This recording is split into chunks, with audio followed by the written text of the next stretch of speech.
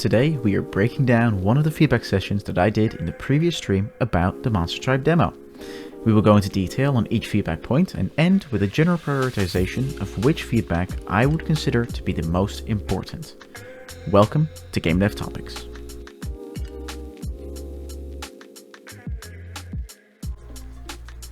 Monster Tribe is a new monster collection battler RPG game akin to games like Pokemon. And it tells you on the Steam store page that you're going to explore an island filled with collectible creatures, a vast and varied wilderness, and dangerous towers on your way to restoring harmony within the land of Akama. So why is it that after 34 minutes of playing the demo, we haven't done any of those things yet? Let's dive into it.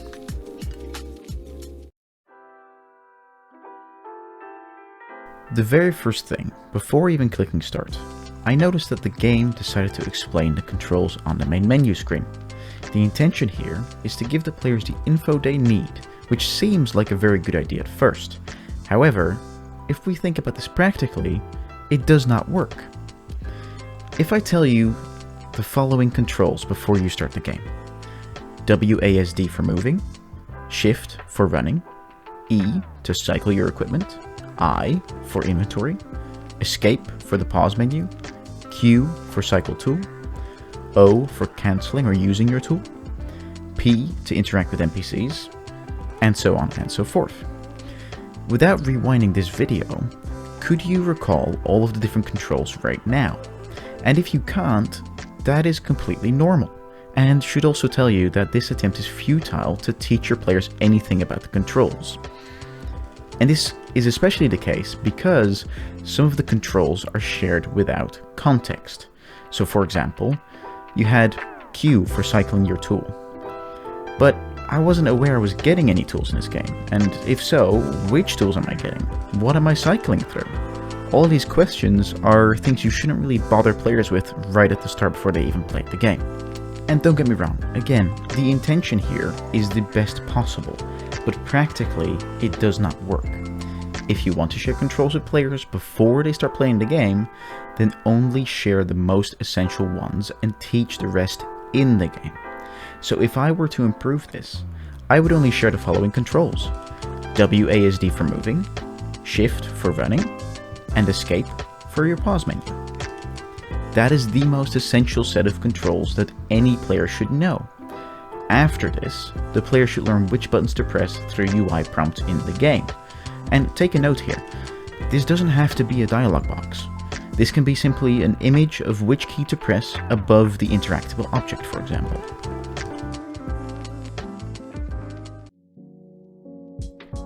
The second thing I noticed was the lack of clarity around quests. As a player, I wasn't being notified when quests were started and what my progress was. Normally, I would not have mentioned this, as this game is clearly not close to release yet. However, with it being a public-facing demo, these kinds of quality of life features are very important. This is your very first chance to impress players with the experience that you are building, so with that in mind, the goal of the player should be clear at all times. I found myself constantly wondering how far I was with the quest I was doing, and as a result, I was going back and forth between my quest objective and the NPC who gave me the quest to remind myself. An additional problem that was created by this lack of functionality was that I spent a few minutes collecting regular wooden logs when the quest really wanted me to collect glowing ash logs. A subtle distinction between items could have been brought to my attention better through an active quest log UI element. And keep in mind, how you implement this type of clarity for the quests does not have to be super complicated. Games like The Lone Dark, for example, do this in a very minimalistic and natural way. I hope such a feature is available in the final release of this game. So, just very quickly in between, if you would like actionable feedback on your game, just like I'm doing with Monster Tribe, then please go over to my website, gamedevtopics.com, where you can actually go to the guidance sessions page and choose one of the free options that I have there in terms of getting feedback, because that way you can fix the issues before publishing a demo to a large audience, for example. Every single one of the options on the guidance sessions page is completely free, No subscription, no chargebacks, no trial fees or anything. It's completely free because I want to give indie developers as many tools as possible to make great games, and that includes actionable feedback. So please, if you want actionable feedback on your game so that you can fix those issues before publishing a large demo to a large audience, please head on over to gamedevtopics.com and I'd be happy to help you. Now, let's continue with the video. So, in this chapter, I want to hit on a small point that I personally find an annoyance in terms of consistency. When a dialog box is open because I'm specifically talking to an NPC, do not allow that NPC to tell me about any metagame actions. Here's what I mean. Imagine yourself a NPC named Bob, and Bob tells you, "Hey man, please go and collect these wooden logs for me. Press O near a tree to collect the wood." Now, besides my shoddy voice acting, Bob is telling me that me, the in-game character, to go collect wooden logs, and that is perfectly fine. But then Bob goes ahead and talks to me as a real-world player, talking about pressing the O key to harvest the wood. This is strange, and it causes the NPC to break the fourth wall with the player. And as I said during the stream, this is only ever okay if it is Ryan Reynolds in a Deadpool suit talking to me as a viewer. But in games, we should not be doing this unless it is specifically a focus in your narrative design, which I know that in Monster Tribe it most likely isn't. So my specific feedback would be to split up the NPC dialogue and game instructions, and both can be dialogue boxes, right? That is okay. But an NPC should never ever talk to me about performing game actions, right? Make sure that when an NPC asks you to go collect wooden logs, close the dialog box, open up a new dialog box either in the center of the screen or at the bottom, and just say something along the lines of press O key near a tree to collect the wood. Or alternatively, use an in-game UI prompt to show the player a certain image of a key that they need to press when they stand close to a tree. That would be my advice in this case. In Chapter 4, we're going to talk about a piece of feedback that is as old as time. And to be entirely fair to the developers, it is a mistake that is very easily made, so I can understand why it happened here. Many AAA games still get this wrong to this day. But to get to the point, please do not lore dump your players. It is true that there are a select few amount of people who love to read every little detail about the world they're in through in-game books and other collectibles. Personally, I'm a big fan of this in games like The Last of Us, but that is only because there, the collectibles and books and stuff are very well spaced out throughout the levels, and it is never more than one A4 page at the absolute most. Inside of the Monster Tribe demo, I found myself reading a lot of text about the general history of the island and what the Pokemon-like creatures were. And honestly, because it wasn't used sparingly and in an engaging way, I pretty much forgot most of it as soon as I left the area I was in. Whenever you need to share a lot of info with the players, do it through interactive means or a well-developed cutscene. Please do not put information that is important in walls of text. And that also brings me straight to my next point. So with that, my next point really comes down to the following. Let players play your game. As I mentioned in the previous chapter, make sure to share information through interactive means. And the same thing goes here. Let players play your game. This seems like the most obvious thing to do, and I can imagine that you're thinking right now that I've lost my mind because I played the game, right? How else was I able to come up with the previous points of feedback? And you are right, I did indeed play the game. But in absolutely no way have I, in the first 34 minutes of playing the game, played the actual core loop of the game. Unless the core loop is as follows. I accept a resource collection quest, I then collect those resources, I then complete the quest and get a reward, and then I repeat the loop.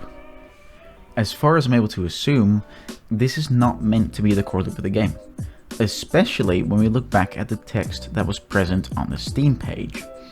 Instead, I think the game's core loop has a lot more to do with collecting monsters and fighting other monsters with your own collected monsters. but I haven't done any of that throughout the time I spent playing. The reason why I find this the most urgent issue that the Monster Tribe demo has is because if I would have spent $20 on this, right, for example, I would have already requested a refund after the first 15 minutes. And that might sound harsh, I understand.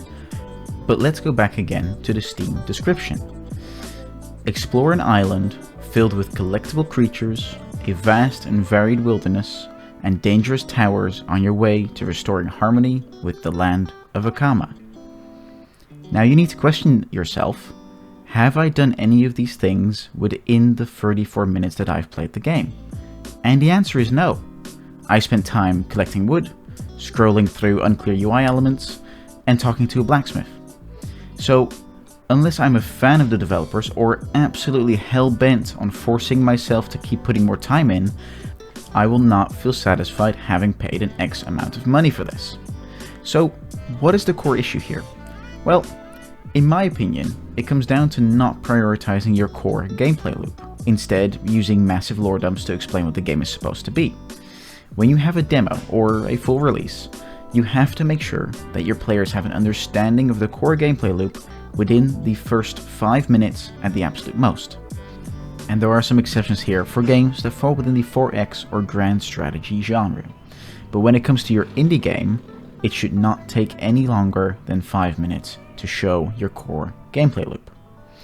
If we take a look at a recent game like Core Keeper, for example, they managed to showcase their core gameplay loop within 2 to 3 minutes at most, and this included the starter cutscene.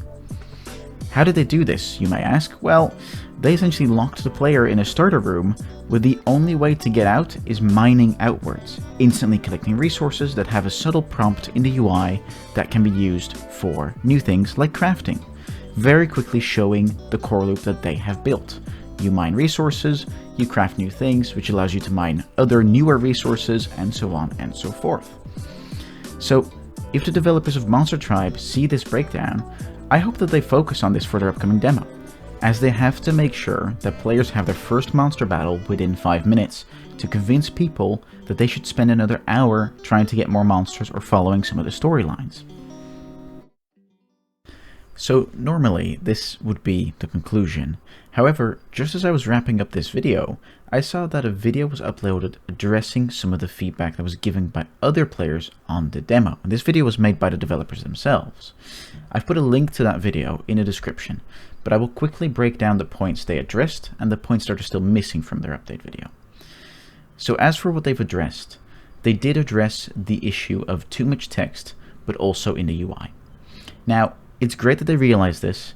However, when I look at the rework of the UI that they showed, there is still absolutely way too much text in a font that is not readable when grouping so much text together. So I do hope that they've taken a look at that. Then the second point they addressed is not prioritizing the core gameplay loop. But in all honesty, they kind of half addressed it, because the main developer acknowledges that the players wanted to leave the main area and play the actual game, but that they only allowed that once the player went through the complete tutorial. The developers then mention that normally speaking this would be fine to do so because of slowly introducing mechanics one at a time in a safe environment. But I take a slight issue with that statement.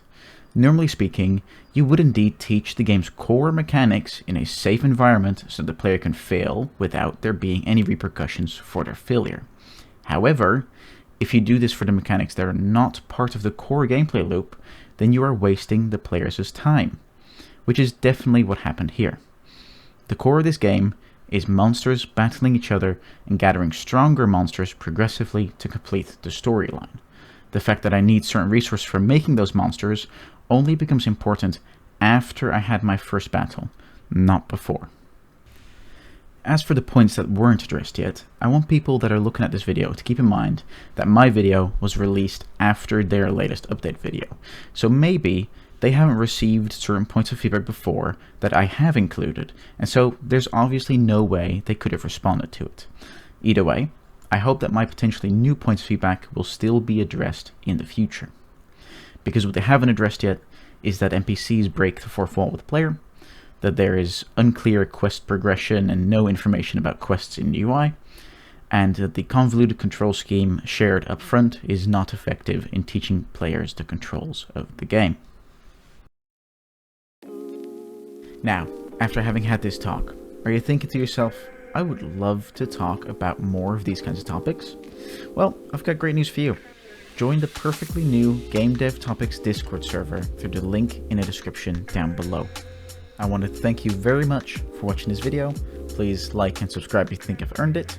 And if you have any suggestions for which game I should cover next or which topic I should cover next, please leave a comment down below and I will get to it as soon as possible.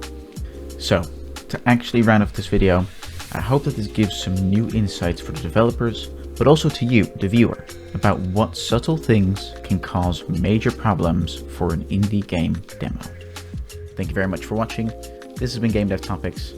Thank you. Until next time.